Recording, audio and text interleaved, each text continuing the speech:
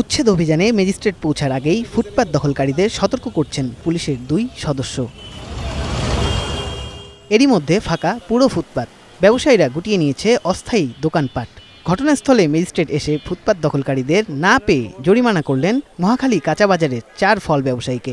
অপরাধ, দোকানের নির্দিষ্ট জায়গার বাইরেও দখল করেছেন তারা। সতর্কও করছে, আবার জরিমানাও করছে, বাইরে মাল রাখা যাবে না। যেটা তো আমাকে মার্কেটের আওতাভুক্ত, এটা আজকে 50 বছর উপরে মার্কেটের জন্মলগ্ন থেকে এখানে দোকান। জনগণের রাস্তার জায়গা, কিন্তু আমরা তো সিটি কর্পোরেশনের আয়ত্তার ভিতরেই আছি।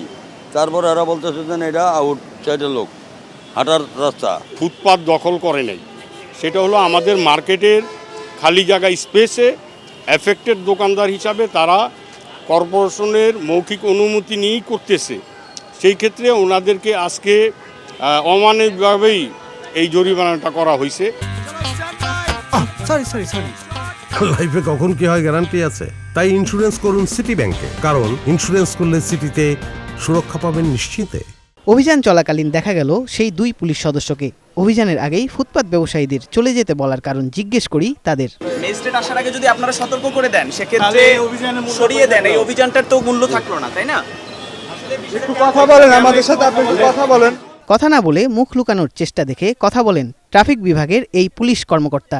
জানান, তদন্ত করে ব্যবস্থা নেওয়া হবে। আমরা যে তার ইন্টেনশনটা ফাইন্ড আউট করব, তদন্ত করে যদি হয় ব্যবস্থা নেব। আমাদের মূল উদ্দেশ্য জরিমানা করা না বা ফাইন করা না, মেইন উদ্দেশ্য হচ্ছে আমাদের তারা যেন সচেতন হন এবং আইন মেনে যেন ব্যবসা পরিচালনা করেন সুষ্ঠুভাবে, এটাই মূলত। আর এর বাইরে যে কোনো ধরনের অভিযোগ আসলে সেটা আমাদের তদন্তের মাধ্যমে যথাযথ ব্যবস্থা গ্রহণ করা হবে। রাজধানীতে যানজটের অন্যতম কারণ এই ফুটপাত দখল। তবে প্রশাসন আর অবৈধ দখলদারদের এমন চোর পুলিশ খেলা অভিযানকে প্রশ্নবিদ্ধ করে।